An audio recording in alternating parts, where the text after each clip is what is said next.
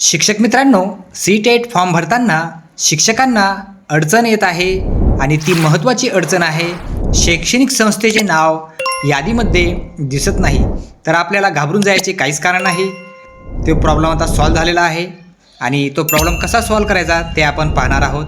आता आपण अगोदरच रजिस्ट्रेशन केलेलं असेल किंवा ज्या बांधवांचं रजिस्ट्रेशन जरी झालेलं असेल तर आपल्याला फॉर्म दुरुस्तीसाठी वेळ मिळणार आहे. त्याबद्दल आपण निश्चिंत राहावे.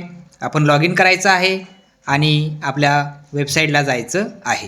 क्वालिफिकेशन डिटेल या 4 नंबरच्या टॅबवर आल्यानंतर इथं आपल्याला आपली डी-एडची माहिती भरायची आहे. ते सिलेक्ट केल्यानंतर इथं आपली महत्त्वाची अडचण येत आहे, बोर्ड इन्स्टिट्यूट नेम. तर इथं आपल्याला सिलेक्ट करायचं आहे.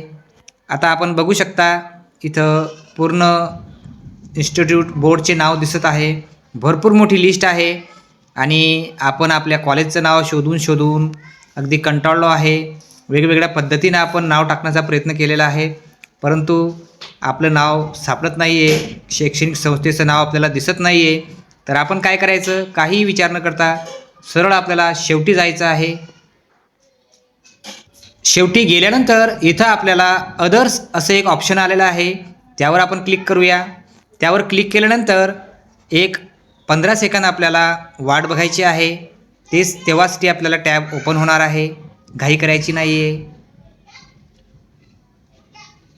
बघा इथं board university in case other. इथं आपण ज्या संस्थेमध्ये डी-एड पूर्ण केलेलं आहे ते आपण इथं टाईप करून लिहायचं आहे. तर येथे आपण बोर्ड युनिव्हर्सिटी याचं नाव टाकलेलं आहे आणि ती टॅब आपल्याला अदर्समध्ये जाऊन उपलब्ध झालेली आहे. त्यानंतर आपण इथं टोटल मार्क्स वगैरे ही माहिती भरून खाली आपल्याला सबमिट करायचं आहे. मित्रांनो, जर आपल्याला सदरील माहितीपूर्ण आणि महत्त्वाची वाटली असेल तर अशाच प्रकारच्या माहितीसाठी आपल्या चॅनलला सबस्क्राईब करा आणि शिक्षक समूहात शेअर करायला मात्र विसरू नका. पुन्हा भेटूया एका नवीन व्हिडिओमध्ये. तोपर्यंत टेक केअर.